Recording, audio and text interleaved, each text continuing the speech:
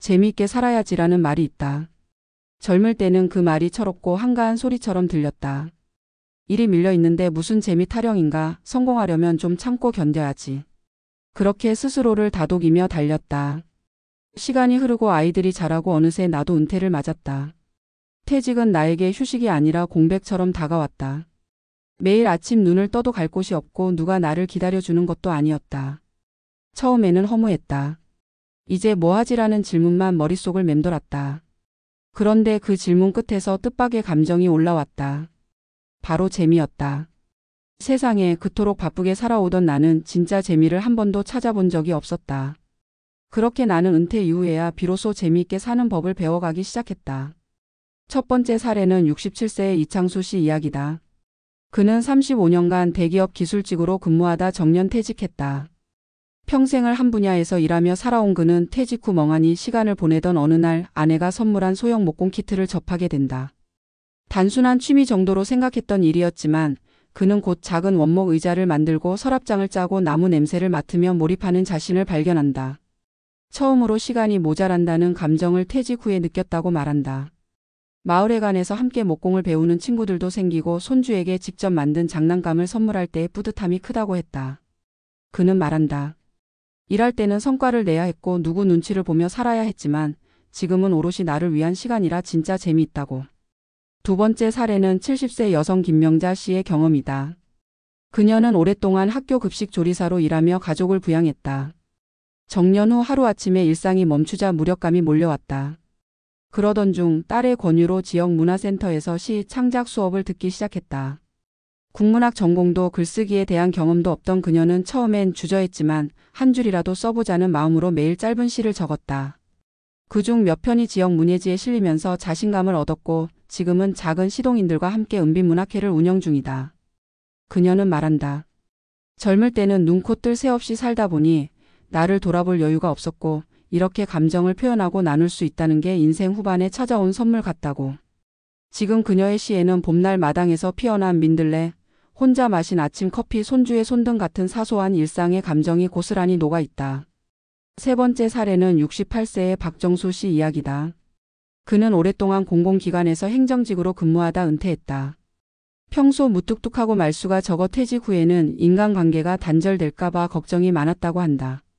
우연히 지인의 권유로 사진 동호회에 가입하게 되었고 처음엔 단순히 카메라 기능이나 배워보자는 생각이었다. 그러나 지역 풍경을 찍고 사람들의 표정을 담고 전시회를 열면서 그는 완전히 다른 세상을 만났다. 무엇보다 뜻밖이었던 건 낯선 이들과 자연스럽게 대화를 나누고 사진을 함께 나누며 사람들과 연결된다는 느낌이었다. 그는 예전에는 대화가 일의 연장이었고 항상 조심스러웠는데 지금은 그냥 마음 가는 대로 이야기하면 된다며 퇴직 후 처음으로 사람이 재미있다는 감정을 느낀다고 말했다. 이 세 사람의 공통점은 퇴직 이후 비로소 재미라는 감정을 삶에 초대했다는 점이다. 그리고 그 재미는 거창하거나 화려한 것이 아니라 일상 속의 작고 사적인 활동에서 비롯되었다. 우리는 평생을 바쁘게만 살아왔다. 눈앞의 일, 가족의 생계, 사회적 역할을 감당하느라 나의 재미는 늘 뒷전이었다. 그러다 보니 막상 은퇴하고 시간이 주어졌을 때 그것을 어떻게 써야 할지 몰라 멍해지는 것이 당연하다. 재미는 주어지는 것이 아니라 스스로 찾아야 하는 감정이다. 그리고 그 시작은 아주 사소한 관심에서 비롯된다. 나무를 깎거나 시를 쓰거나 사진을 찍는 일처럼. 그런 활동은 돈을 벌기 위한 것도 아니고 누구에게 인정받기 위한 것도 아니다. 오히려 세상과 관계없이 온전히 자신을 위한 시간에서 비롯되기에 더 순수하고 깊은 재미가 된다. 또 하나 주목할 점은 재미가 단순한 기분 전환을 넘어 삶의 활력을 되찾는 열쇠가 된다는 것이다. 심리학에서는 몰입플로 상태를 경험하는 활동이 인간의 행복감을 높인다고 말한다. 은퇴자에게 필요한 건 경제적 안정만이 아니라 정서적 만족감과 자기 효능감이다. 그리고 그 시작점이 바로 재미있는 무언가에 있다. 의미 있는 활동에 몰두할 때 사람은 다시 살아있음을 느끼고 다음 날이 기대되기 시작한다. 재미는 결국 인생 후반의 방향을 다시 설정하는 나침반 같은 것이다. 퇴직은 끝이 아니라 전환점이고 그 전환은 나 자신을 위한 시간을 채워가는 여정이다. 그러므로 우리는 은퇴를 단순한 소득 중단이나 역할 상실로 받아들일 필요가 없다. 오히려 오랫동안 미뤄두었던 내 안의 관심사, 감정 표현을 꺼내볼 기회로 삼아야 한다. 처음에는 어색할지 모른다. 시간이 남아도는 게 불편하고 혼자 있는 시간이 낯설다. 하지만 조금씩 나에게 질문을 던지고 나는 무엇을 할 때 즐거운가를 탐색하다 보면 생각지도 못한 즐거움이 고개를 든다. 그것이 바로 퇴직 이후의 진짜 재미다. 일에 쫓기던 삶에서 일상을 즐기는 삶으로. 누군가는 말할 것이다. 너무 늦은 거 아니냐고. 그러나 나는 감히 말한다. 다 늙고 나서야 비로소 깨달았다. 진짜 재미는 지금부터 시작된다고. 퇴직 이후의 삶을 바라보는 시선은 여전히 조심스럽고 무겁다. 우리는 오랫동안 생산성이라는 이름 아래 살아왔다. 일하는 사람, 소득이 있는 사람, 사회에 기여하는 사람이라는 기준에 자신을 끼워 맞춰야만 존재 가치를 인정받을 수 있었다. 그 틀 안에서 우리는 달리고 또 달렸다. 하지만 퇴직은 그 경주에서 내려오는 일이다. 그리고 대부분은 그 순간을 종착역으로 받아들인다. 문제는 그 이후의 시간이다. 누군가에게는 막막하고 낯선 공백으로 또 누군가에게는 무력하고 불안한 시간으로 다가온다. 그러나 주목해야 할 것은 바로 그 시간이야말로 삶의 진짜 재미를 찾을 수 있는 기회라는 점이다. 지금까지 우리는 재미를 사치라 여겼다.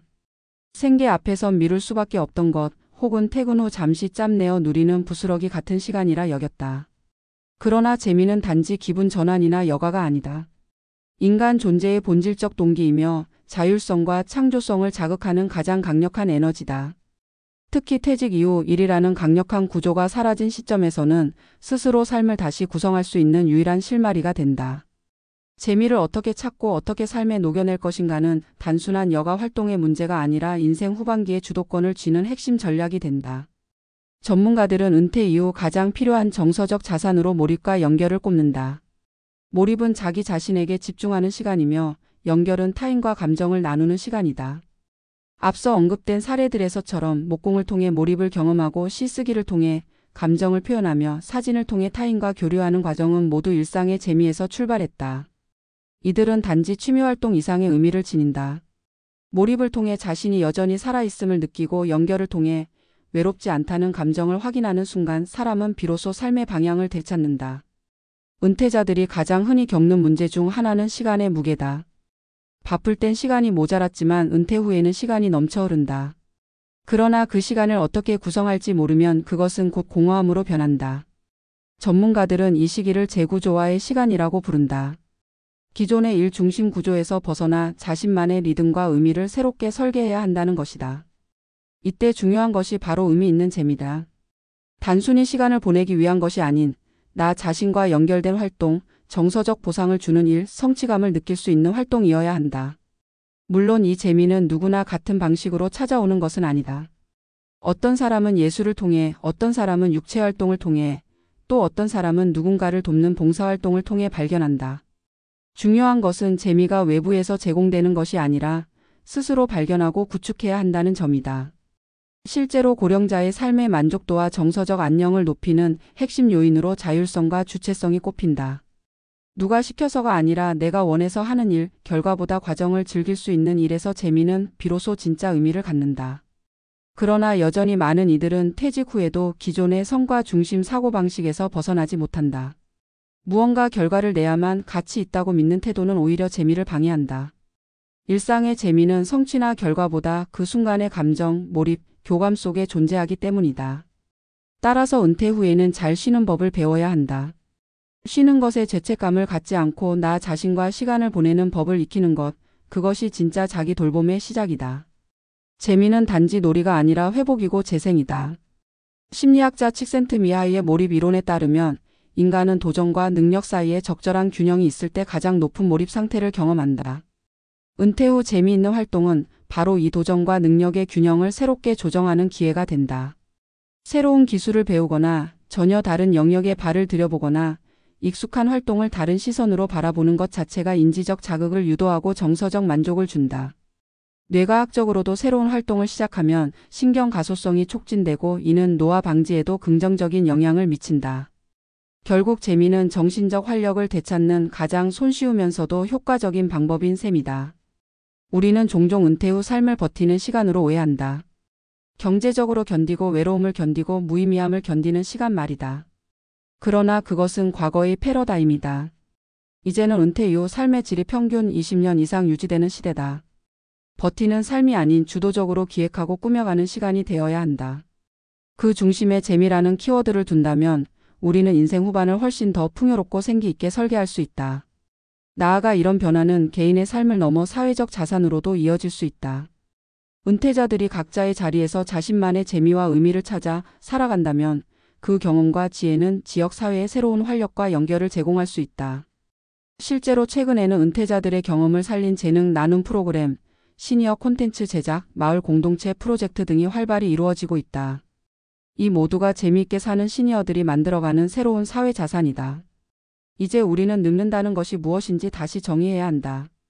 예전처럼 고립되고 침묵하는 노년이 아니라 자신만의 속도로 새로운 재미를 발견하고 그것을 나누는 존재로서의 노년을 상상해야 한다.